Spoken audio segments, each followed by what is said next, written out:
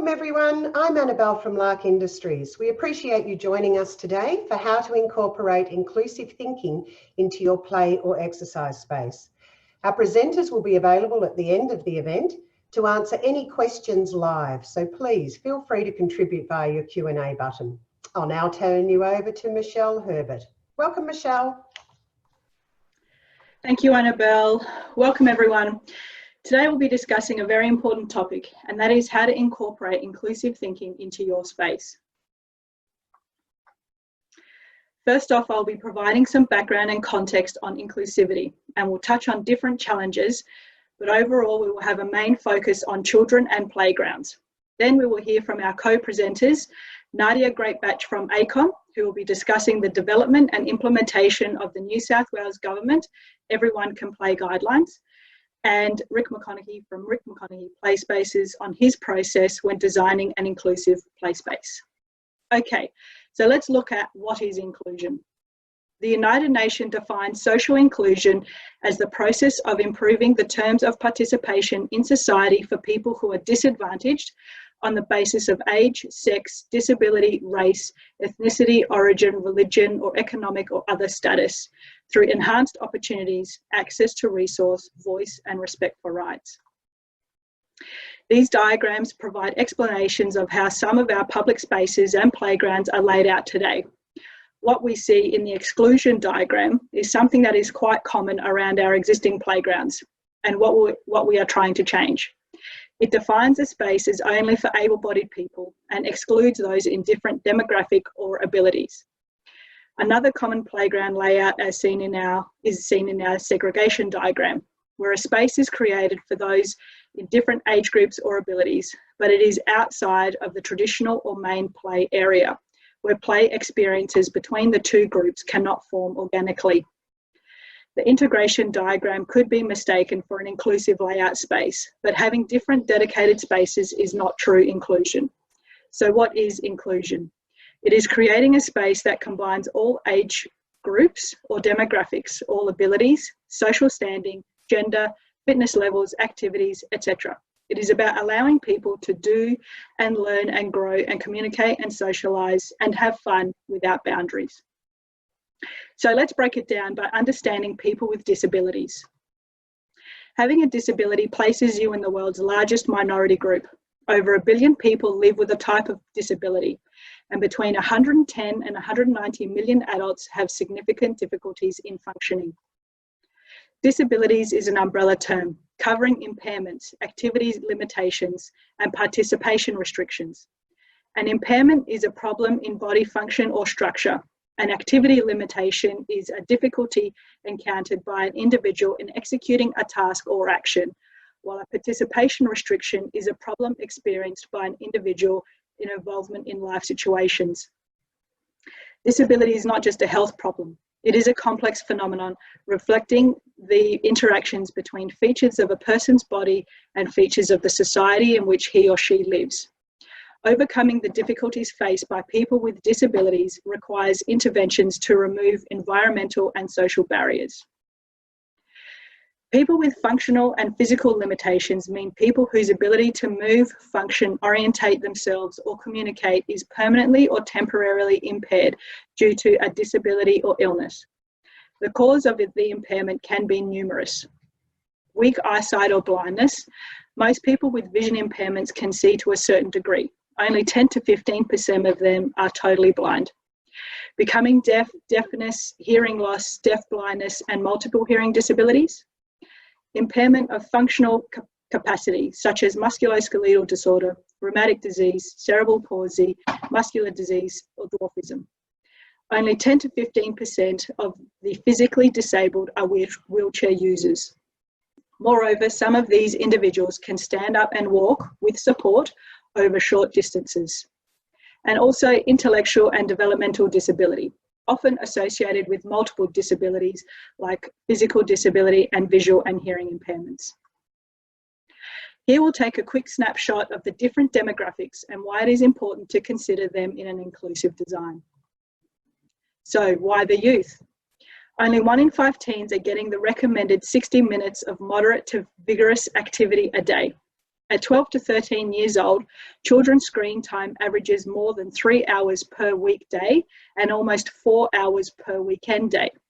This means that up to 30% of a young teen's waking time is spent in front of a screen, when the recommended number of hours in front of a screen is limited to 2 hours a day. The youth are often the most difficult group to accommodate. They are starting to become individuals and understand where they sit in society and want to feel a sense of belonging and a part of the community.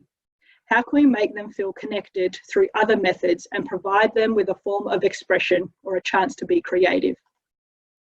Why the older population? For the first time in human history, by 2050, the number of 60-plus-year-olds will reach 2 billion and outnumber children under the age of 14. If we look at inactivity of 60-plus-year-olds during 2014 and 2015 in Australia, 75% were not sufficiently active. It is also important for this demographic to be included in the community to assist with their mental health and well-being and reduce feelings of loneliness and depression.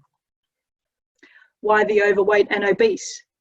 The major nutrition-related threat for adults in Australia and in the more developed world is the increasing percentage of the population who are overweight.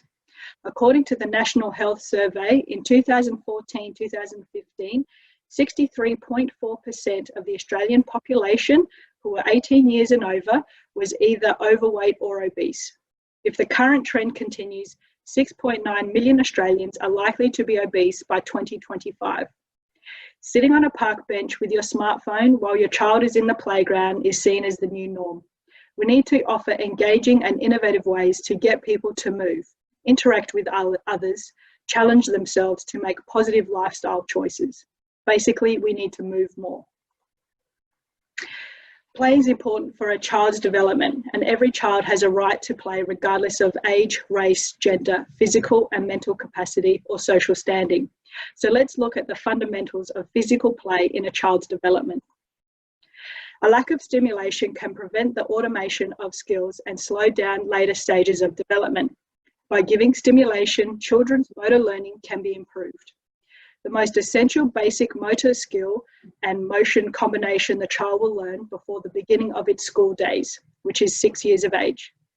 Ages 7 to 12 is the period in which children's capability to learn motor skills increases fast. This is the best time for learning physical skills. The learning process is supported by improved bodily functions, flexibility of nerve functioning, and earlier experiences of motion. By giving stimuli, children's motoric learning can be improved considerably. A lack of stimuli, on the other hand, can prevent or extinguish the automation of skills and slow down later stages of development. There are 4 key factors to the importance of physical play and a child's development. The first is motor learning skills, which is to perceive one's own body and understand the environment. The use of motoric skills consist of sitting, standing, walking, climbing, balancing, etc. By building on a child's motoric learning, which is done early in childhood, leads to a foundation for a sporty lifestyle. And typically, outdoor play is physically more onerous than playing indoors. The second key factor is cognitive skills, which helps to build on a child's intelligence, imagination, new thoughts, different perspectives, flexible thinking, and learning. Play can also be considered stress reducing, which is helpful when in an environment of socializing with others. The third key factor is social skills. Play and playfulness help the child to understand her or himself, others, and the world in a new way. Children are interacting, learning cooperation and rules, new rules, old rules, breaking rules. Children learn trust and permission to fail, and for them not to give in when something fails, which in turn increases resilience. Children learn about getting along with others and expression and regulation of emotions. Through play, children learn skills such as negotiating, playing in teams, risk-taking, overcoming obstacles, and understanding of dissimilarity. They will have the chance to develop friendships and sense of belonging to a peer group. And for children with disabilities, sense of belonging is especially important as they are often marginalised or overprotected. And finally, the fourth key factor is emotional skills, Regular exercise in the form of play strengthens a child's and a young person's self-esteem, motivation, assertiveness, and play increases the holistic well-being. For more information on design considerations for inclusive play spaces, we'll hear from Nadia Greatbatch from ACOM, who are tasked with developing and implementing the New South Wales Government Everyone Can Play guidelines. And later we'll hear from Rick McConaughey from Rick McConaughey Play Spaces. But first, let's go to Nadia. Good afternoon, Nadia. Hi, Michelle. I'll just get my presentation up to everyone.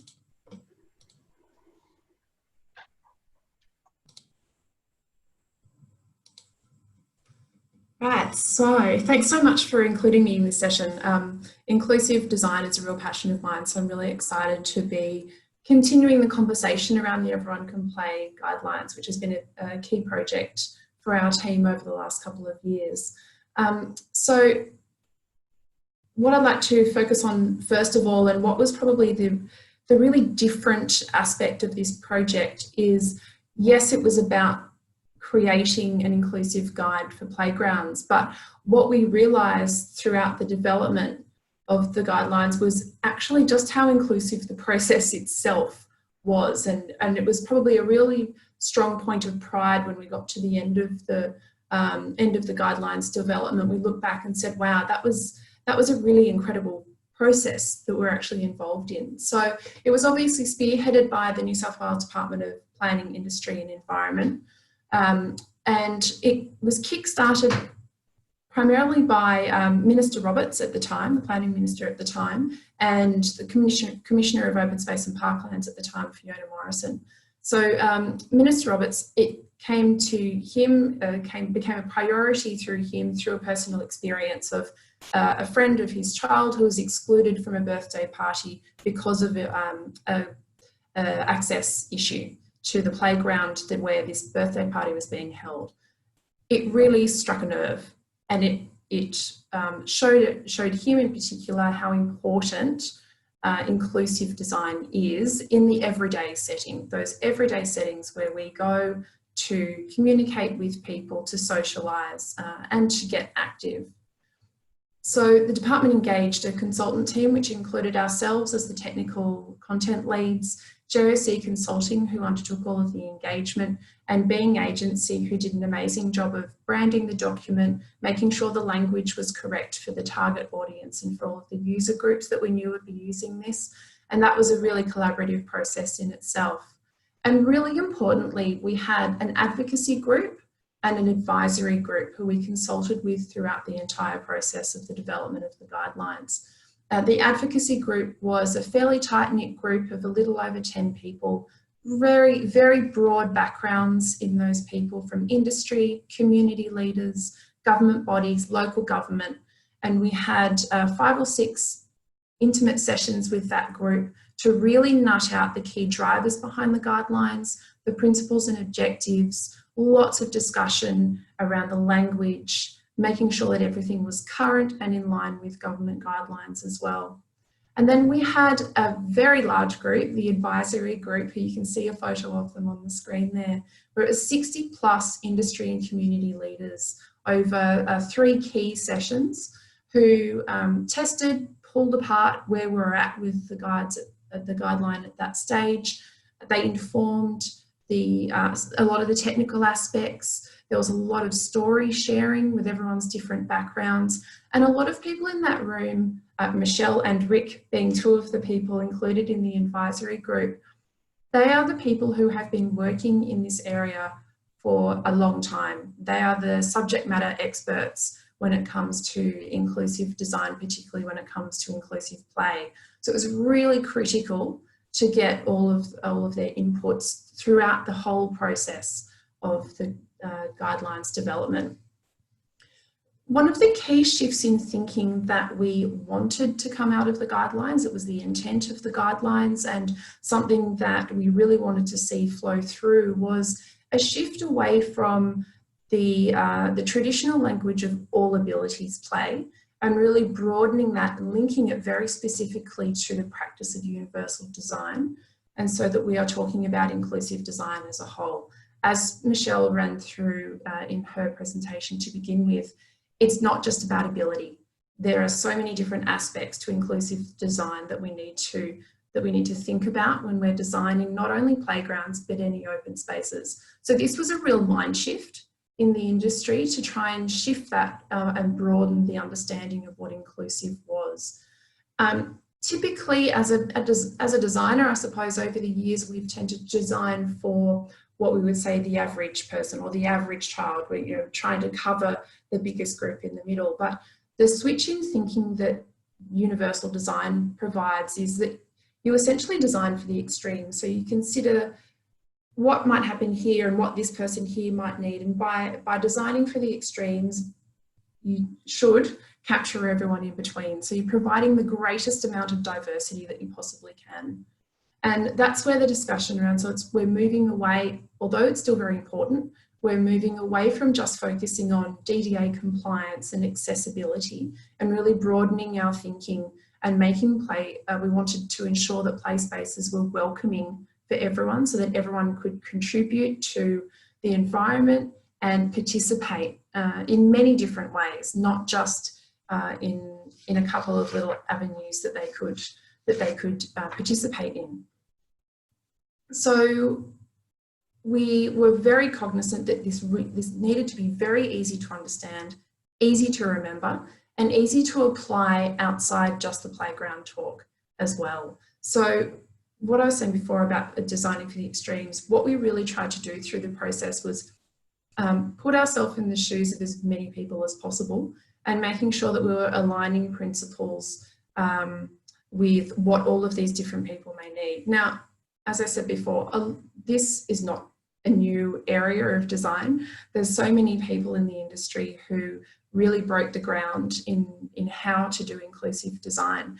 And so it was really important for us also to look at all of the guides, the principles and objectives that had been developed by a great many people before these guidelines came along, making sure we were recognising and acknowledging that, and then adapting and expanding on that to bring it into the New South Wales playground context. Obviously, having the backing of government really helped in this way. So if you're not familiar with them, the 3 key principles of the Everyone Can Play guidelines is, can I get there? Can I play? Can I stay? And traditionally, playground design may have focused more around the can I play and placed a lot of emphasis on that. But as you'll see in the next couple of slides, there's actually so much more to inclusive design. Yes, there is the play experience, but being included in a play experience is so much more than just the playground and its equipment or its environment itself. So the first thing that really struck me as one of the leads on the development of the technical component was hearing those stories, hearing the personal anecdotes of challenges, barriers to inclusive design or to inclusive playgrounds. Megan Darcy, who you'll see here, it was on our advisory group. Now, she told a story, she's legally blind. She told a story in our very first advisory group consultation session around her struggle to access an inclusive playground, a new inclusive playground. So the playground itself was inclusive, but Megan got stuck with her daughter 1 block back from that playground because there was no signalled or pedestrian crossing to cross a fairly busy road. She was unable to cross that road. So she got so close, but it was actually an aspect outside the control of the inclusive playground that stopped her and her daughter from participating in that playground. So it really struck a nerve with how multidisciplinary we need to approach the design of playgrounds. Another story, Rick actually told this to me in a conversation we were having at one of the engagement sessions, and the image is slightly exaggerated, but really when we were talking about what's a barrier and what's a challenge to inclusive design and inclusive play. And he told me about a friend of his who happens to be in a wheelchair, and his friend said, whatever you do, just don't put a step in. Because if it's a step, it's a barrier and I can't even attempt to move through that. But if it's a ramp, even if it's a non-compliant, even if it's steeper than 1 in 20, 1 in 14, whatever it may be, if it's a non-compliant ramp, at least I have the choice to give it a go. It doesn't stop me necessarily from, and it completely depends on ability levels, but it doesn't stop people with ability challenges to move through. It gives them a choice. Putting a step in is a barrier. That's a barrier that can't be overcome, and it removes the decision making away from them. So when we started to, once the guidelines were developed, we actually went back and revisited an old project of ours. We were re-engaged by City of Ryde to update the City of Ryde play plan that we'd done back in 2012. And part of the reason for doing that, the 5-year review and update, was to actually assess and update the play plan against the play guidelines. And one thing that we did as part of that process was an inclusive play assessment of the whole LGA. So we did an assessment using the checklists and the guides of each individual playground at a district and regional level.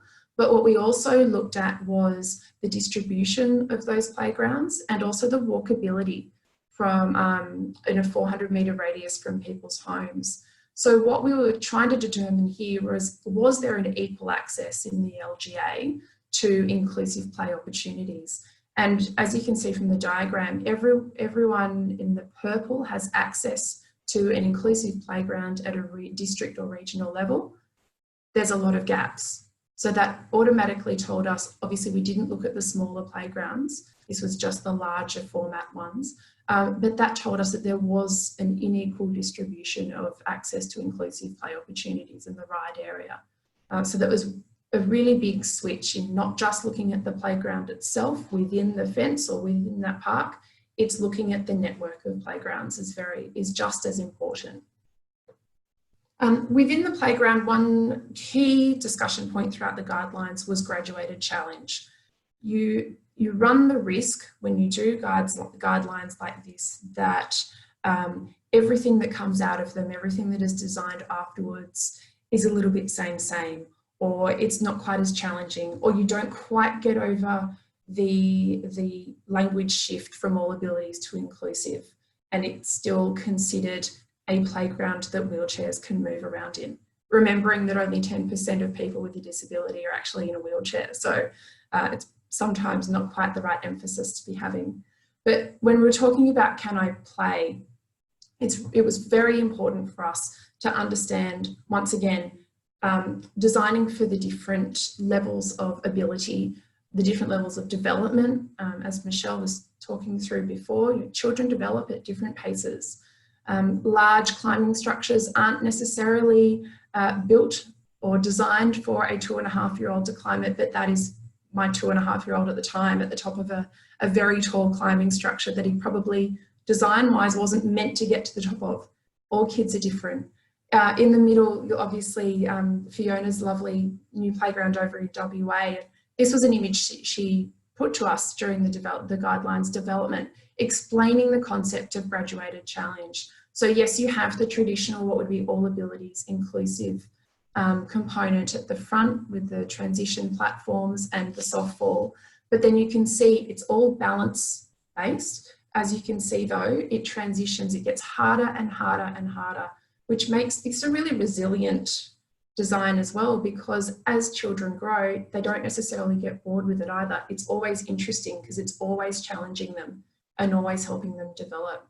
So that was a really interesting component of this that we really discussed a lot was, yes, it's the same play type, it might be all balance, yes, but how do you change that and how do you still make those experiences really challenging for as many people as possible? And can I stay, the third principle. Now, the really interesting priority, I suppose, particularly for DPI at the beginning when we were developing these guidelines was, yes, these are for playgrounds, but what we really want to do is make sure that the principles and objectives can be applied to lots of different situations. Ideally, can they still be applied to the park within which the playground sits, or dog parks, or lots of different open spaces? The strength of these guidelines too has been the fact that it's been a government body. As I mentioned, there were lots of different groups had developed guidelines previously, but I think what ensured that these guidelines weren't just going to sit on a shelf somewhere was it was the government developing them. There was a funding program backing it. There was a really strong, or is a really strong, implementation program attached to the guidelines that continues the story and really drives implementation and adoption of the guidelines. And what's really interesting now is because we now have such, at a state government level, have such an emphasis on open space in general. We have the Parks for People program, we have the Streets as Shared Spaces program, which is really gaining momentum. What that does, it not only provides an additional environment for play, so for instance with RIDE, with our equal distribution, the main problem there and why we weren't getting play opportunities in some of those areas is there's simply no open space. There's actually a lack of open space. So using traditional spaces like streets to provide new play experiences and new open spaces is really critical. Really, it's been amazing to see the strength of the implementation of the program. It's not just a book, it's not just a guidelines document. There's a whole program that DeepHigh have driven to really make sure that these are instilled in how we practice. And the last thing I'd just like to leave you on, and please, when in the Q&A session, if you'd like to post a response or a follow-up question to some of these, that would be great. I'd just like to pose these questions. Have we really shifted the mindset from all abilities to inclusive design? Have we increased the diversity of play opportunities, or are we feeling like everything's a little bit same? And are we doing the best with what we have? And this is, I'm sure there's going to be questions about local parks and those smaller things rather than the emphasis always being on district and regionals. Are we doing the best with those little local spaces that have actually become so much more critical during our COVID experience as well? So how can we readapt these guidelines to improve those spaces in interesting and meaningful ways as well? So thank you very much. I'll hand over to Rick. Rick's going to run you through some more in-depth descriptions of inclusive design process. Thank you, Nadia. Appreciate that very much. I just wanted to welcome everyone. Thanks for the opportunity. I just wanted to run through a little bit of a kind of a process of how we go about designing and where inclusion can be slotted in. I thought that the comment about doing the guidelines about how the process was inclusive speaks volumes, because I've often mentioned that if you have a playful approach, you're more inclined to get play as an outcome, which is more or less an excuse to muck around in meetings, but it also gives the opportunity to say, look, play can feed into the outcome in the same way that if your process is inclusive, you're more likely to get an inclusive outcome. So I think it's a really valuable lesson, aside from everything else, that just by virtue of having a process that is inclusive, you can aid the inclusive outcome. So I've got I just want to run through a bit of the process and see where inclusion does and doesn't slot in, and it pretty much slots in everywhere. This is a very simple methodology. It's far from definitive. It is simply a layout of things that are kind of a direction to get from selecting a site through to construction. There's site inspection and selection, inventory surveys and things that are critical, and it's often really hard to get some clients to agree to doing a feature survey, when in actual fact, fundamentally critical to any space, but certainly for anything where you're trying to achieve levels that allow for inclusion of disability. And I think we'll see later on too, that disability, which was, you know, I was at the sharp end when disability kind of started back in the 80s, believe it or not, and the people started to become more visible, less invisible, more included in society and so on. It's been an incredible transformation over the decades, but to the point now where disability is increasingly incorporated and now becoming a subset of inclusion, where we're trying to discuss not just physical access and not just conforming to standards 1428 1 to 4, but trying to be inclusive of origins, gender, cultural values, all sorts of other things, nature, all sorts of things. So it becomes a completely inclusive outcome as opposed to catering for specific needs.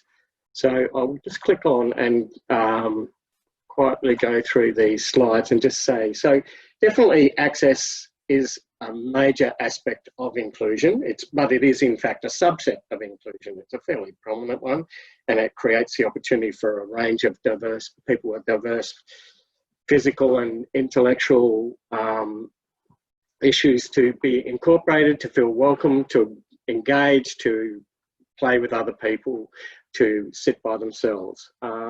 It's really important to be keeping that in mind, but it's also really important to maintain that it's an aspect of creating a space for inclusion, not the only aspect.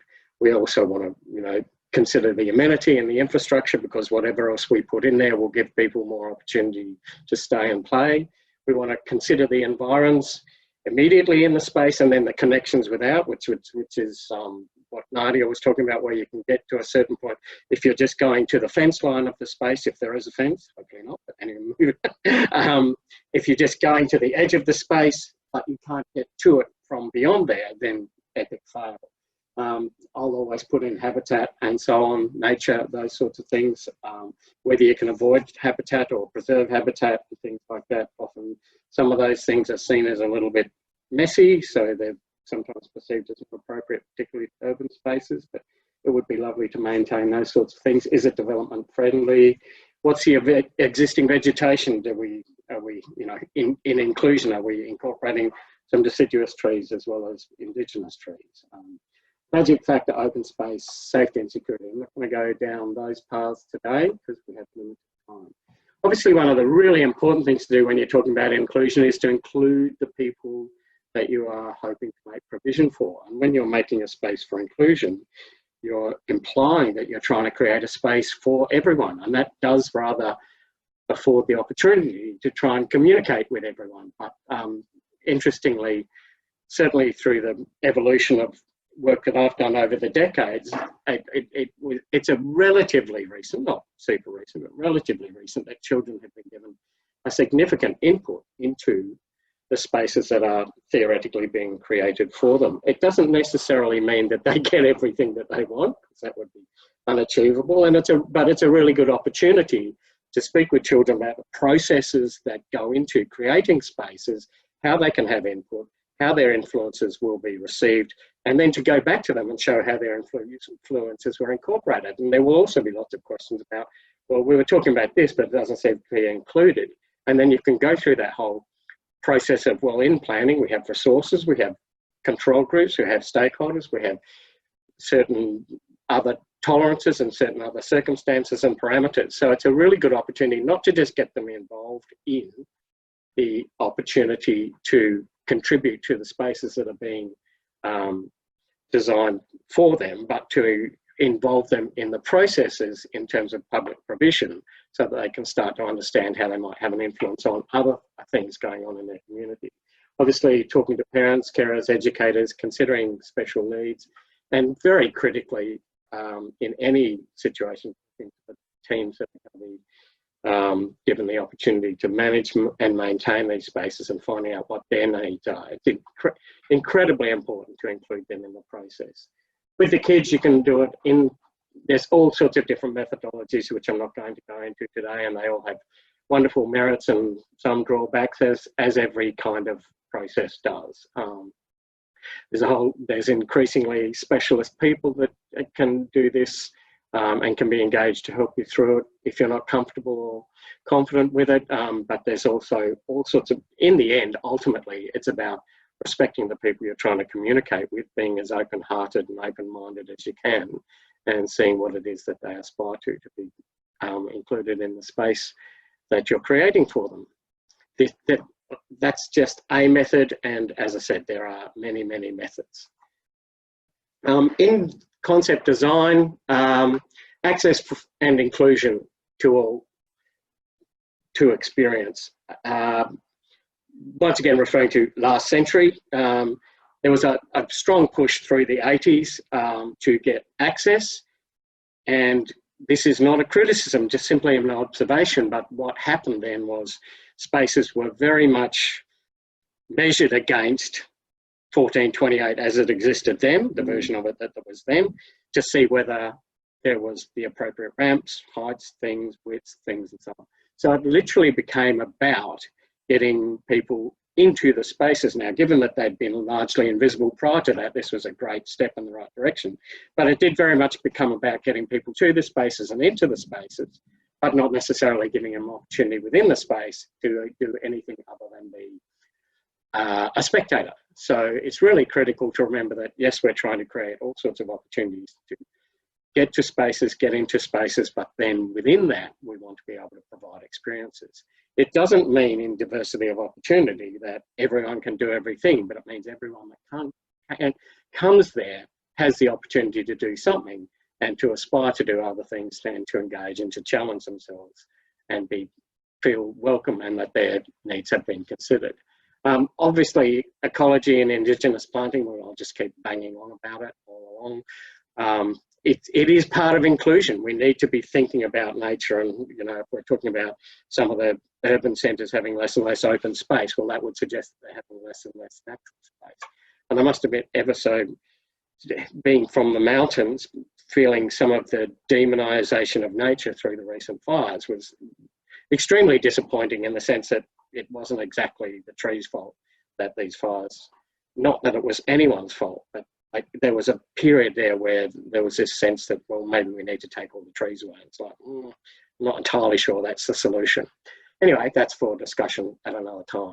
Cultural references, if you're doing for early childhood, we need to be inclusive of all the kids. I recently did some consultation out west, and we had a crack at engaging with the 0-2s and the 2s to 3s. Now, often carers can contribute to that, but there has been a history, not in every case, but there has been a history over time where sometimes adults took over that process of speaking for children, and sometimes that can lead to a more targeted outcome for adults than for children. So we need to find ways to try and communicate with children of all ages and stages, and see if we can get some input into what they would aspire to find in their place. We obviously need to speak to the carers if we're working in early childhood or education, and talk about program delivery, and then safety, security, manageability just keeps coming up again and again. And then obviously it has to be feasible within the resource allocation. Now, in a resource allocation, that is,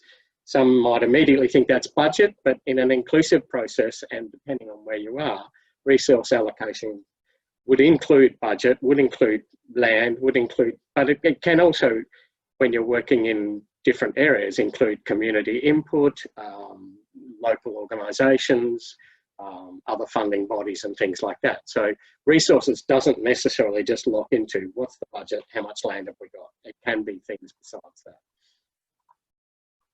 Access for all to experience, as I said, it's not just about physical access. It's about an experience where you will come, you want to come again. It's much more than can I get there. It's much more, can I do physical things as emotional play, imaginative play. I'm sorry, I got a bit of a sniff, I apologise. Explorative, adventurous, there's all sorts of things. When I'm talking to children, we're trying to establish, before we even start doing the shopping list, that needs to somehow evolve into poetry, because we talk about all the other aspects that tie it all together.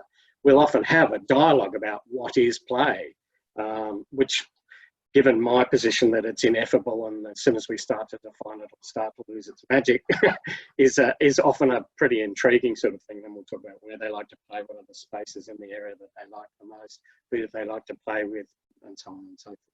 For me, play is pretty much anything I'm doing that isn't something that I have to do, but then I'll even try and play in things that I'm having to do, which is once again my excuse for mucking around in meetings. Anyway, integration for all ability rather than provision for disability. Language still needs to evolve. We still need to be talking about people, as I was explaining to someone recently, even the phrase people with disability at least puts people first as opposed to the disability. And that was a lesson learned a long time ago, we hope.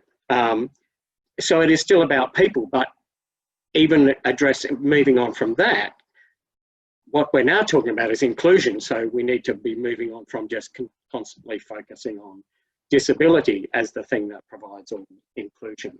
We need to be thinking about wayfinding, communicating certain aspects of the space. Once again, user consultation, user focus, and trying to ensure that as much of the resources, whatever they may be, get directed toward the provision of play opportunities and not necessarily allowing it to be sourced off to addressing other needs, particularly adult needs that may reduce the opportunity to provide for play. Diversity of opportunity. Play is not just physical, it's adventurous, emotional, it's everything. And once again, even me doing that and trying to pretend that I could in some way define it starts to take something away from it. It is graded physical challenge that moves through. I'm a great resistor of, is that appropriate for 6-year-olds, 7-year-olds? I've not met a universal 6-year-old yet, and I don't expect to. So we need to be thinking about things where one thing will lead to another. I like that little slide at the bottom because that was a sand pit that was created in order to give the opportunity for children in a wheelchair to play with children not in a wheelchair in the same sand. And it's become a parkour course, which is awesome.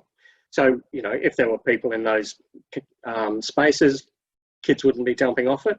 We've got a bit of softball there, so it's all good. But it has now become a little circuit as well. So it can be different things at different times. And that's the lovely bit of trying to create a fixed landscape feature that stays open-ended. Obviously, being able to incorporate loose parts into a play space keeps it open-ended. Interactive art elements, landscape elements, planting, shade solutions, comfort and welcome. It's really critical to keep thinking about welcome. Even if there isn't all the opportunities, and not every project is going to have the opportunity to do everything. So long as people feel they can get there, they can be included, they feel welcome. We really want to incorporate everyone into having an opportunity to experience something while they're there, and to take that away and share it with others. And that leads me a little bit in my own brain to that notion of the wow factor, which is not necessarily some gigantic artistic statement or some gigantic feature that you can see for 100 miles away. The wow factor for me is when a family comes along and in the drive home with the 3.5 kids in the back seat, everyone's arguing about which bit or discussing. I like this. Oh, I didn't even see that. I like this bit. So the wow factor becomes, wow, I didn't even see that bit, or I didn't experience that. We have to go back in a few weeks and play again. Can you come and take me and show me to that? So the wow thing can be a lot more intimate than something again. Ecology and Indigenous planting.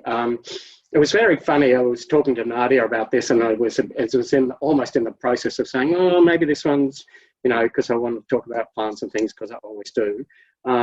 And I was sort of within career saying, oh, we haven't got much time now to be able to whip this one out. But she made the point, a really good point, that increasingly in some public spaces, and particularly, once again, in urban areas, we're considering the notion of community gardens and things. And that then leads to intergenerational engagement and cross-pollination of aspirations between different age groups and different cultural groups and stuff, and you know, different sources of food for different kinds of cooking and so on and so forth. So it stayed in because it really does, first of all, nature is awesome and and a great place to play as it is, but nature and gardens do offer the opportunity for inclusion.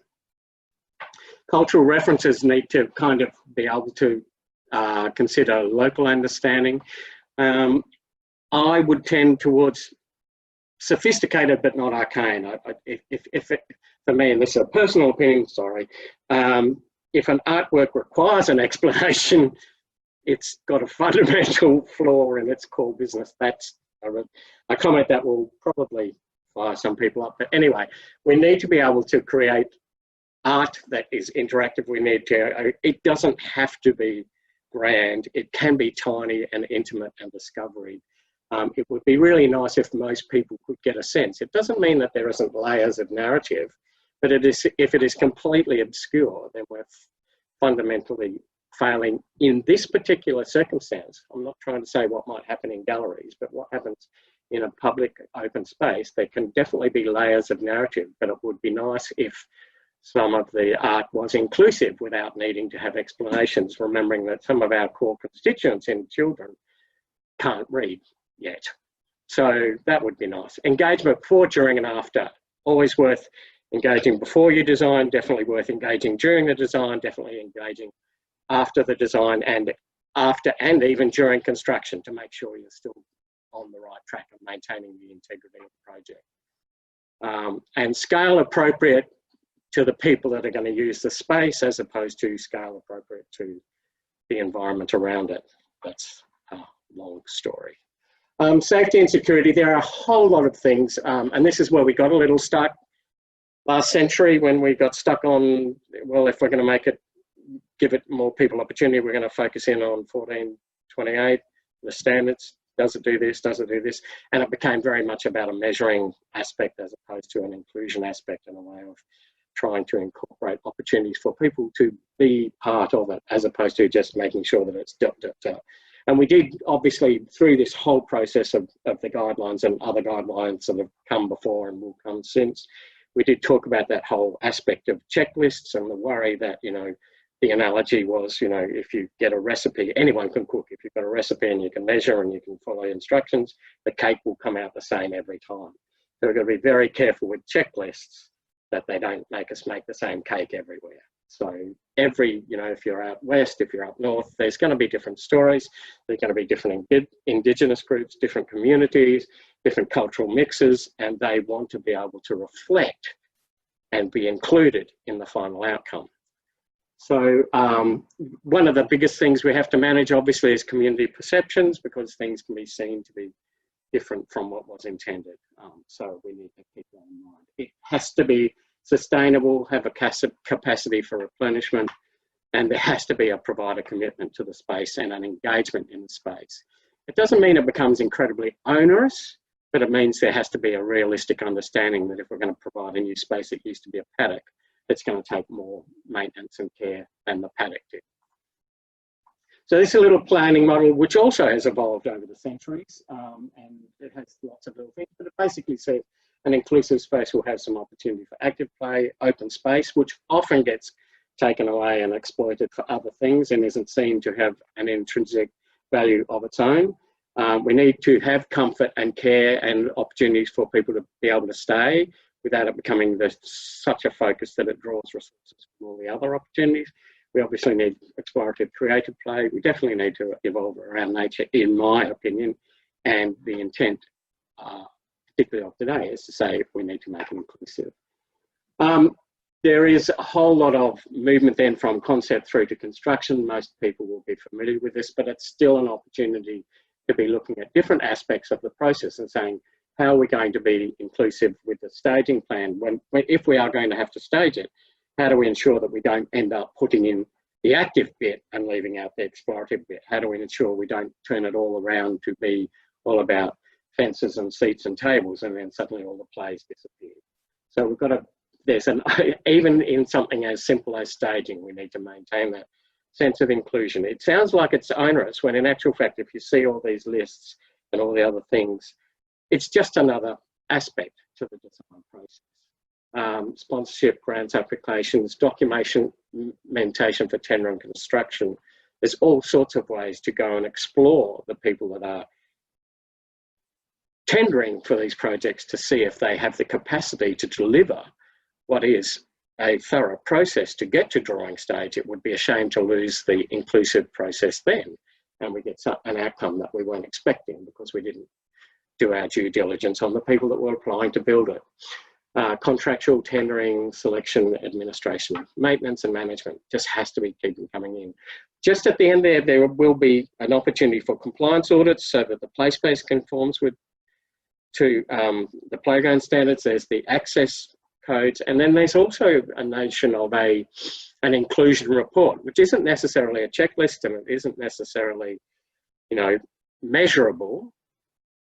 It's that other ineffable thing where someone goes along and says, yes, we can get there. Yes, we can play. Yes, we can stay. How do we make it inclusive? It isn't necessarily just a checklist. And that's it for me. Thank you very much for the opportunity. I hope that helped. Okay, Rick, you can stay here. Thanks, Rick and Nadia, and thank you everybody for attending. Hopefully this has been helpful, and we will provide you with insights on what you should consider when designing your next inclusive space. Annabelle, I know we're running short on time. Shall we run through a couple of quick questions? Yes, Michelle. Thanks, Michelle, Nadia and Rick. We do have some questions, and time, yes, we're running out, but we'll open the floor up. Michelle, would you like to have Yeah. What I'll do is, since we are short on time, I'll just direct maybe one question each. So I'll give Rick this one to you from Ashley. How important is equipment to an inclusive space? I think it's really important not to. Everything is important. That kind of fundamentally is inclusion. So I used to make one of my sad dad jokes that, you need to put some play equipment in so the adults know it's somewhere for the children to go and play. So that's just a bit silly. But physical play is a critical aspect. It is a critical aspect to development, but I maintain that it's a critical aspect just to have fun. And the more open-ended it is, and the less up the ladder, down the slide, eat the piece of cheese, press the buzzer kind of thing it is, the more open-ended it is, then the more opportunity there will be for people to engage. So physical equipment has a role. It doesn't mean it's the focus on every space any more than just putting in a bunch of trees is the other solution. Compromise is such an ordinary word. It's about collaboration and trying to create a diversity of opportunity within any space. So I will always maintain from day dot that physical equipment has a role within children's play. It's just that, particularly through my era, early in my career, it was the primary focus. When the money came up, 95% of it was added to the equipment provision. Glory days for equipment manufacturers. So now we're just saying we can be broader in that, but it doesn't mean it gets left out. Okay. I hope that helps, Ashley. Yes. Now, Nadia, I'll throw this one to you. Luke says, we have limited budgets. Where should the money be spent to get the best level of inclusiveness? So we kind of went through this process when we were working with RIDE. It completely depends on the community that you're working in a lot of the time. So it depends on the budgets you have. It depends on what play experiences you already have, whether you have large gaps, whether you have small gaps in inclusive play experience that you can address in a particular way. There's certainly no one size fits all. It's very reliant on each area's situation and on the community in which you are designing for. I suppose one thing I would say is there was a lot of discussion, and I know this is a big concern for particularly local governments. There was a lot of discussion through the development of the guidelines about what do we do with local playgrounds. Every local government area has a huge number of them. They're usually from the 70s. They're a big pit of mulch with a raised timber edge, no shade, not much play variety, and hardly ever even a path going to them. So some councils, where if those playgrounds are getting quite a bit of use, have put that money into those more everyday play experiences. As you saw with RIDE, they decided to put a lot of the funding money into essentially getting their district and regional playgrounds up to scratch, because that was their local and neighbourhood playgrounds. We did an inclusive assessment, low-level assessment of those. They were pretty good. There was a few that needed upgrading, but really their priority was getting those large, high-capacity playgrounds improved. So yeah, it completely relies on the area in which you're working and the community that you're trying to provide more for. Okay. Annabelle, should we wrap it up? I think we will. Any questions not answered now, we will follow up with an email after the event. Well, that's it for today. Thanks for everybody for attending. We'd appreciate you completing our short survey, which will be emailed out along with the recording. It'll also pop up after you log out. All right, thanks everyone for attending, and we'll see you next time. Bye.